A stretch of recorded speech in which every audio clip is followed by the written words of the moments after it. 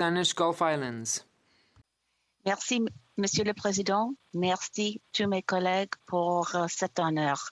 C'est un grand honneur de prendre la parole pour dire quelques mots, de rendre hommage à nos anciens combattants. As other honorable Comme les autres honorables collègues l'ont dit, cette année, le jour du souvenir ne sera pas comme les autres années. Nos citoyens les plus vulnérables sont ceux qui ont le plus sacrifié. Dans ma propre collectivité, s'il n'y avait pas la COVID, je serais au cénotaphe à Sydney avec d'extraordinaires Canadiens comme Peter Chance, le commandant à la retraite, qui célébrera son 100e anniversaire dans quelques jours. Nous avions d'ailleurs prévu une grande fête à cet effet. Peter Chance est un héros de guerre de la Marine royale canadienne qui a servi avec distinction pendant la bataille de l'Atlantique et qui a encore un regard unique et une passion pour la vie lorsqu'il raconte sa bravoure et son courage ainsi que ceux de ceux avec qui il a servi. Moi, je me souviens d'un autre ami à Sydney qui a servi, qui est un de ceux qui a libéré des camp de prisonniers dans les Pays-Bas, Chance Goodman, qui a également servi en Normandie et qui est revenu au Canada et a vécu une longue vie. Nous ne voulons pas non plus oublier les anciens combattants qui ont servi dans d'autres conflits. Des anciens combattants qui ont servi en Corée, en Afghanistan. Et j'ai une pensée également pour le courage du lieutenant Trevor Green, qui a été attaqué à Kandahar lorsqu'il avait simplement enlevé son casque pour montrer du respect envers le village dans lequel il se trouvait, et il a été attaqué par derrière par quelqu'un qui avait une hache.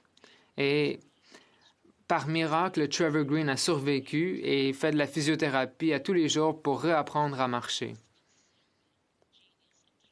Aujourd'hui, il utilise son talent et son génie en tant que militant contre la crise du climat.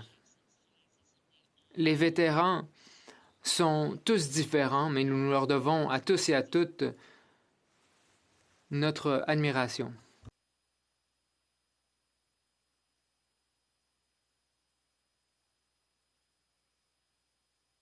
in order to honor our veterans and not forget their sacrifice and not forget why. Nous ne devons pas oublier pourquoi nos anciens combattants se sont sacrifiés. L'honorable chef de l'opposition nous l'a bien rappelé. La Tour de la Paix est appelée adéquatement la Tour de la Victoire en temps de paix. Mais au moment de sa construction, le nom, c'était la Tour de la Guerre. Et à cette époque, les Canadiens se sont dit non.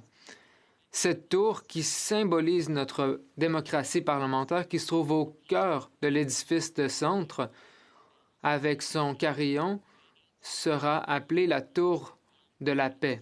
Et le carillon sonnera à 75 reprises pour marquer la fin de la guerre à Hiroshima et Nagasaki.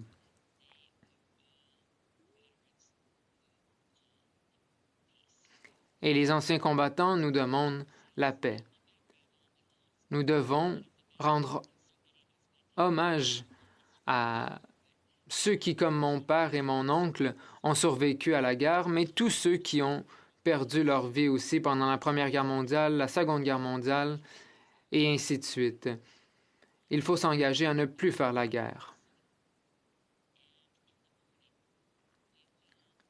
Au coucher du soleil et au lever du soleil, nous nous souviendrons d'eux. Nous nous souviendrons d'eux. Merci.